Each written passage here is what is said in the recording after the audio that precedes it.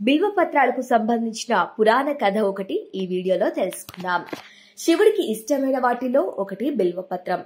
ఈ చెట్టు మూలలో గిరిజ, కాండంలో మహేశ్వరి, కొమ్మలో దాక్షాయిని, ఆకులో పార్వతి, పుష్పంలో గౌరీదేవి నివసిస్తుందని చెబుతారు.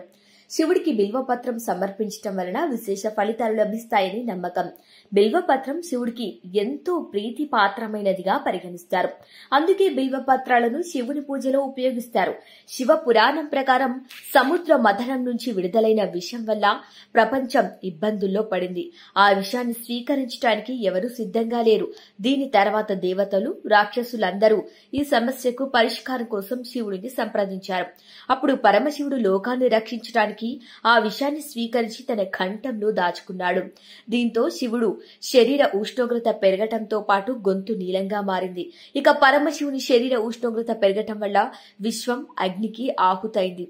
వేడి కారణంగా భూమిపై ఉన్న సకల జీవులు జీవితం కష్టంగా మారింది. సృష్టి ప్రయోజనం కోసం విష ప్రభావాన్ని తొలగించడానికి దేవతలు శివుడికి బిల్వపత్రాన్ని ఇచ్చారు. శివుడు బిల్వపత్రం తిన్న తర్వాత విష ప్రభావం తగ్గిందట. అందుకే అప్పటి నుంచి శివుడికి బిల్వపత్రాలను సమర్పించే సాంప్రదాయం ప్రారంభమైంది చెబుతుంటారు.